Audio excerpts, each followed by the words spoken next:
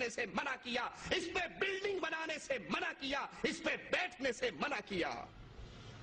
داتا complex بنانے والوں، بابا حجویری کا کمپلیکس بنانے والوں، بڑی سرکار کا کمپلیکس بنانے والوں، لال شہباز قلندر کا دربار بنانے والوں، ان قبروں پہ بلڈنگیں بنانے والوں، یہاں پہ چراغاں کرنے والوں، اگر تم نے کلمہ محمد الرسول اللہ کا پڑھا ہے صلی اللہ علیہ وسلم، اگر تمہیں محبت امام الانبیاء سے ہے، امام اعظم سے ہے، قائد اعظم سے ہے، رہبر اعظم سے ہے، تو امام اعظم محمد الرسول اللہ، قائد اعظم محمد الرسول اللہ صلی اللہ علیہ وسلم قبر کو پکا کرنے سے منع کر رہے، قبر پہ بلڈنگیں بنانے سے منع کر رہے، یہ قبے بنانے سے منع کر رہے، داتا کمپلیکس بنانے سے منع کر رہے۔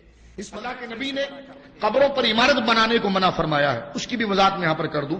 اس کا قبروں کی عمارت بنانے کی حرمت سے کوئی تعلق نہیں ہے، اس لیے کہ یہ قبروں کے اوپر نہیں بن رہی ہے، قبروں کے ارد گرد بن رہی ہے۔ حضور نے فرمایا بنا علی القبر جو ہے وہ منع ہے، اور حضور نے اس کو یہودیوں کا طریقہ قرار دیا ہے، نصرانیوں کا طریقہ قرار دیا ہے۔ آج بھی اگر آپ دیکھیں گورا قبرستان اگر آپ چلے جائیں تو وہاں پر آج بھی آپ کو اس قسم کی قبریں ملیں گی کہ عین قبر کے اوپر ایک ستون، ایک مینارہ بنایا جاتا ہے، عین قبر کے اوپر، یعنی نفس قبر، سمجھ رہے ہیں؟ اصل جو قبر ہے یہ قبر ہے، اسی کے اوپر عمارت بنائی جاتی ہے اور پھر اس کے اوپر تصویر لگائی جاتی ہے۔ تو حضور علیہ الصلوۃ والسلام نے فرمایا بنا علی القبر، قبر کے اوپر عمارت بنانا حرام ہے۔ تو یہ بنا علی القبر نہیں ہے، یہ بنا حول القبر ہے، یہ قبر کے ارد گرد ہے، جس کے جواز پر میں نے آپ کی خدمت میں گویا کہ یہ گزارشات پیش کی ہے۔ اور اگر قبر کے اوپر عمارت ہونی نہیں چاہیے تو سید عالم صلی اللہ علیہ وسلم کا جسد مبارک جہاں رکھا گیا تھا وہ پلین میدان نہ تھا، بلکہ وہ حضرت عائشہ صدیقہ کا حجرہ تھا، جس کی چھت بھی تھی اور دیواریں بھی تھی، جس کی چھت بھی تھی اور دیواریں بھی تھی۔ اگر ہال ارد گرد عمارت اگر حرام ہوتی تو سید عالم صلی اللہ علیہ وسلم کے لیے حکم کیوں رکھا جاتا؟ ایک بات ٹھیک ہے، یہ اس حوالے سے بھی ایک بات گویا کہ جاننا ضروری ہے۔ تو حضور نے فرمایا ہے کہ بنا علی القبر، علی یہاں پر استعلا کے معنی میں، یعنی عین نفس قبر کے اوپر عمارت بنائی جائے۔ اور بخاری کی جو حدیث ہے حضور نے خود فرمایا کہ حضرت علی کہتے ہیں مجھے حضور نے کہا کسی بھی قبر کو زمین سے اوپر دیکھو اور اس پر تصویر دیکھو، جب تک اس کو زمین سے ملا نہ دو اس کو چھوڑو نہ۔ نجدی بدبختوں نے اس حدیث کو لے کر صحابہ کے گنبد گرائے جنت البقیع کے اندر، حالانکہ آج تک وہ ثابت نہیں کر سکتے کہ حضور نے کسی مسلمان کی قبر کو گرانے کے لیے کہا ہے، اس لیے کہ حضور تو مسلمان کی قبر پر بیٹھنے کو منع کرتے ہیں تو اسے گرانے کا کہاں حکم دیں گے؟ وہ قبر یہودیوں کی تھی جس پر صاف بخاری کے الفاظ کتاب الجنائز موجود ہے کہ اس پر تصویریں بنی ہوئی تھی، تو کیا صحابہ اپنے مرنے والے کی قبر پر تصویر لگاتے تھے؟ اور مدینے میں ایسی کون سی قبر تھی جس کی تدفین کے وقت مصطفیٰ خود موجود نہ ہو؟ تو حضور تو ہر جنازے میں موجود ہیں اور حضور تو ہر تدفین میں موجود ہے۔ اور ایک صحابی نے اگر اپنے رشتہ دار کو حضور کی امامت کے بغیر خود پڑھا کر دفن کر دیا، جامع ترمذی میں ہے، اور دوسرے دن صبح کو پتا چلا سرکار کو تو سرکار نے بلایا، فرمایا تم نے جنازے کے لیے مجھے کیوں نہیں بلایا؟ عرض کی کہ حضور آپ پورا دن دینی امور میں مشغول رہتے ہیں۔ تو میں نے کہا کہ حضور میں خود پڑھا کر اس کو دفن کر دوں؟ سرکار نے فرمایا نہیں، تم اپنے مردوں کا جنازہ مجھ سے پڑھاؤ، اس لیے کہ جب تمہارے مردوں پر میں جنازہ پڑھتا ہوں تو ان کی قبریں روشن ہو جاتی ہیں۔ یہ جامع ترمذی کی حدیث ہے، ان کی قبریں روشن ہو جاتی ہیں۔ تو یہ وسیلہ نہیں ہے تو اور کیا ہے، یہ تبرک نہیں ہے تو اور کیا ہے، یہ فیض مصطفیٰ نہیں ہے تو اور کیا ہے۔ تو یہاں سے بھی آپ اندازہ لگائیں یہ حدیث قرینہ بن رہی ہے، یہ حدیث خود بتا رہی ہے میرے دوستو کہ حضور نے مدینے میں جتنے لوگ انتقال کر گئے سب کا جنازہ مصطفیٰ نے پڑھایا ہے اور سب کی تدفین میں مصطفیٰ شامل رہے ہیں۔ اب یہ کیسے ہو سکتا ہے کہ حضور کی جن کا جنازہ پڑھائیں، حضور کے سامنے جن کی تدفین ہو، ان کی قبروں کو توڑنے کے لیے مولا علی کو بھیجا جائے؟ تو یہ سری جھوٹ ہے، دین میں تحریف ہے۔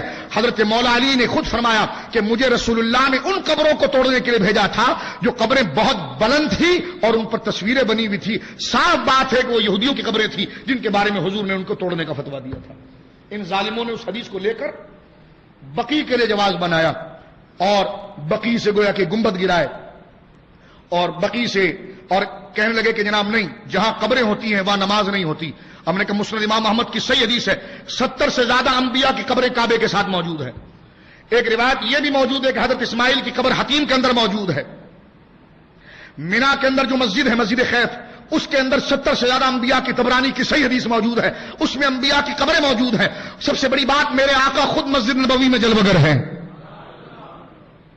تو یہ پھر اپنی طرف سے گویا کہ ساری باتیں کرنا اور خود ابن تیمیہ کے بارے میں نے تفصیل سے بتایا، خود اس کی قبر کے لیے سفر کرتے ہیں اور خود کہتے ہیں جب اس کی قبر کے پاس ہم جاتے ہیں تو وہاں پر بیٹھ کر ہمیں خوبصورت خواب آیا کرتے ہیں. تو یہ سب ایک گورکھ دھندا ہے، فراڈ ہے. اس کا تحقیق سے قرآن و سنت سے کوئی تعلق نہیں ہے. یہ صرف اپنا بغض نکالا گیا ہے صحابہ کرام کے خلاف، باقی اس سے کوئی تعلق نہیں ہے. میں نے اس سے پہلے بھی کعبے کی تعمیر کے حوالے سے پہلے درس میں اس کی ساری تفصیل پیش کر دی تھی. مختصر یہ کہ بات ضمن آ گئی تھی قبروں کی، تو میں نے کہا کہ وہ موضوع تشنا نہ رہ جائے اور کوئی سننے والا اس سے کوئی غلط کانسیپٹ نہ لے لے.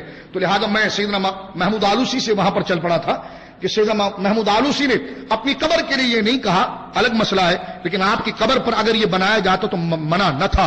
بخاری کی خود حدیث موجود ہے، سرکار علیہ الصلوۃ والسلام کے رشتہ دار اور مدینے میں سب سے پہلے وصال کرنے والے صحابی حضرت عثمان بن مظعون رضی اللہ تعالیٰ عنہ وارضاہ عنہ، جب ان کا وصال ہوا، ان کے وصال کے وقت نبی کریم علیہ الصلوۃ والسلام ان کی قبر شریف پر خود پہنچے ہیں اور ایک بہت بڑا پتھر ان کے سر کی جانب لگایا. اس ٹائم پر کتابت کا بہت کم زور تھا، کتابت کا بہت کم گویا کہ سلسلہ تھا. علامت کے لیے حضور نے ایک بڑا پتھر لگایا سر کی طرف اور ایک بڑا پتھر لگایا پاؤں کی طرف. اگر قبروں کا مقصد مٹانا ہوتا، مر گئے مردود نہ فاتحہ نہ درود، اگر بالکل قبروں کو ختم کرنا ہوتا، یہ قبروں پر سرے سے جانا نہ ہوتا. میں نے ایک پروگرام ٹی وی کے اوپر دیکھا کہ جس میں یہ جماعت اسلامی کے جو پہلے امیر، کیا نام ہے ان کا، میاں طفیل صاحب نے خود گویا کہ اپنے اس تقریر کے اندر کہا کہ میں کبھی مولانا مودودی کی قبر پر نہیں گیا. ان سے پوچھا گیا کیوں نہیں گیا آپ، تو کہنے لگے اس لیے نہیں گیا کہ اس لیے مولانا خود کسی کی قبر پر نہیں جاتے تھے تو میں ان کی قبر پر کبھی نہیں گیا. تو ہم نے کہا تو مکافۃ العمل ہے کہ یقیناً وہ جب خود کسی کی قبر پر نہیں گئے تو اس کی قبر پر کون آئے گا.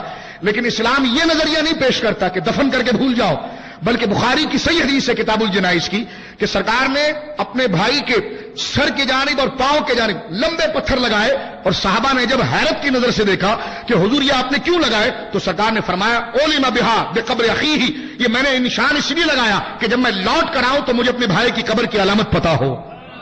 تو پتا چلا حضور کی سنت یہ ہے کہ قبروں کو ختم نہیں کیا جاتا، قبروں کی علامت لگایا جاتا ہے، جو حضور نے خود پتھر لگائے ہیں، علامت لگائے ہیں. اور میں یہ کہتا ہوں، مجھے بتائیے یہاں سے یہ کہتے تختہ تو نہیں لکھا نا؟ میں نے ایک جواب اس پر دیا کہ کتابت کا نظام اس وقت نہیں تھا، کتابت کا نظام اس وقت نہیں تھا. اس وقت جو تعارف کا نظام ہے وہ کرنا جائز ہے. ہاں قرآنی آیات نہ لکھی جائے کہ اس پر کوئی بے حرمتی ہو، ایسی علامت لگانا جائز ہے کہ یہ میری والدہ کی قبر ہے، یہ میرے والد کی قبر ہے، یہ میرے چچا کی قبر ہے، یہ میرے دوست کی قبر ہے، یہ علامت بنانا جائز ہے. میں یہ کہنا چاہتا ہوں کہ چلے ساری بات چھوڑیے، بخاری کی اس حدیث سے قبر پر سر کی جانب اور پاؤں کی جانب پتھر لگانا جائز ثابت ہوا کہ نہیں ہوا؟ حضور کا عمل اور سنت ثابت ہوا کہ نہیں ہوا؟ اور حضور نے پتھر محض نہیں لگایا بلکہ فرمایا اس سے میں اس قبر کو جانوں گا. اور آج بقیع کے اندر آپ چلے جائیں تو آپ اگر پوچھیں، وہ جو 300 ریال کے کھڑا ہوگا اس سے اگر آپ پوچھیں یہ قبر کس کی ہے تو بالکل بھونکنا شروع کر دے گا آپ کے سامنے کہ ہمیں نہیں پتا کس کی ہے، چلے جاؤ یہاں سے. ارے یہاں پر تو تختی بھی کوئی نہیں لگی ہوئی، کتابت بھی نہیں ہے جس سے تم کو اعتراض کرو، لیکن پتھر تو لگا ہوا ہے اور وہ پتھر علامت کے لیے ہے اور تم سرے سے نام تک نہیں بتاتے ہو. اور بھولے بھالے لوگ، میں نے خود دیکھا کہ سیدہ عائشہ صدیقہ رضی اللہ تعالیٰ عنہ کے مزار مقدس کے قریب ایک شخص نے پوچھا یہ قبر کس کا ہے، بڑا توہین آمیز جواب دیا. اور جب اس نے پوچھا کہ مجھے پتا ہے کہ یہ ام المومنین ہے تو اس نے کہا وہ بقیع کے آخری سر کے اوپر ام المومنین کی قبر ہے. یعنی جھوٹ بولا اس نے کہ وہ بقیع کا جو آخری کونا ہے نا وہاں ام المومنین کی قبر ہے، یہاں قبر نہیں ہے. میں نے اس کو پیچھے سے کہا، میں نے کہا یہ جھوٹ بول رہا ہے، اس لیے کہ تو بقیع وہ نیو بقیع ہے اور قدیم بقیع یہ ہے، سب سے پہلا بقیع یہ ہے. آپ کی قبر تو یہاں ہونی چاہیے، وہاں کیسی ہونی چاہیے؟ میں کہتا ہوں آپ نے علامت سے تعارف کو کیوں چھپایا جبکہ سرکار نے پتھر لگایا ہی تعارف کے لیے تھا، ورنہ پتھر لگانے کی کیا ضرورت ہے؟ اگر آپ اپنے آپ کو اہل الحدیث کہتے ہیں تو جواب دیجیے اس حدیث کا کہ سرکار نے تو پتھر لگایا تھا تعارف کے لیے کہ جناب اس سے میں اپنے بھائی کو پہچانوں گا، تو آپ نے علامتیں کیوں ختم کی؟ اگر گنبد سے اختلاف تھا چلو وہ استحباب میں تھا، آپ نے اس کو گرا دیا، یہ کر دیا. لیکن آج جو یہ گورکھ دھندا، دھوکہ بازی، فراڈ جو وہاں پر تم کر رہے ہو، یہ کس حدیث سے ثابت ہے؟ یہ کس قرآن سے ثابت ہے؟ ایک لطیفہ بھی ایک دفعہ ہوا کہ ایک پنجاب کے صحابے سے کوئی دیہاتی تھے، وہ قبر شریف کے قریب سے گزر رہے تھے اور رو رہے تھے اپنی محبت میں، عاشق ہے، رو رہے ہیں کہ آج اللہ مجھے وہاں پر لے آیا کہ جن صحابیات اور صحابہ کا نام میں پڑھتا تھا، آج ان کے گویا کہ مزار مقدس کے قریب سے میں گزر رہا ہوں، تو بڑا ایک دیہاتی سا تھا اور بہت بھولا سا تھا. اس کا جواب سن کے آپ کو اندازہ ہو جائے گا کتنا بھولا تھا. لیکن بھولے پن نے اس نے نجدی کا وہ حال کر دیا کہ دنیا اس پر تھو تھو کر رہی تھی. وہ بقیع کے اندر گیا، دو لال رومال والے ایک جگہ کھڑے ہوئے تھے قبر کے قریب. اس نے پنجابی زبان میں اس سے پوچھا کہ یہ قبر کس کی ہے؟ اس نے پنجابی زبان میں پوچھا کہ یہ قبر کس کی ہے؟ بس نجدی کے لیے تو یہ ماں کی گالی ہے، نجدی کے لیے تو یہ ماں اور بہن کی گالی ہے نا، کہ اگر آپ اس سے پوچھ لیں کہ یہ قبر کس کی ہے. سمجھ رہے ہیں میرے کہنے کا مقصد؟ اس کو اگر ماں کی گالی دیں دے وہ اتنا نہیں برا مانے گا، اس کو صرف اتنا پوچھ لیں یہ قبر کس کی ہے. اور دیہاتی نے سادے انداز میں پوچھا یہ قبر کس کی ہے؟ اب وہ برس پڑے اس پر، ہمیں کیا پتا کس کی ہے. اور دیہاتی نے بڑے پیارے انداز میں کہا پھر چوکیداری کیوں کر رہے ہو؟ یہ لفظ کہنا تھا اور اتنی سادگی میں وہ کہہ گیا کہ تم چوکیداری کیوں کر رہے ہو. بقیع میں آواز جہاں جہاں تک گئی لوگ اس نجدی کا تمسخر کرنے لگے کہ واہ واہ واہ واہ، دیہاتی تھا 2 جملوں میں تیری ساری عزت کو پانی کر گیا. یہ تو گویا کہ یہ آپ حال دیکھیے کہ جناب، اور جہاں یہ کھڑے ہو نا تو سمجھ جاؤ وہی سب کچھ ہے. جہاں یہ کھڑے ہو سمجھ جاؤ وہی سب کچھ ہے. اس لیے کہ یہ وہی روکنے کے لیے کھڑے ہوتے ہیں جہاں پر یقیناً کوئی نہ کوئی شخصیت آرام فرما رہی ہے.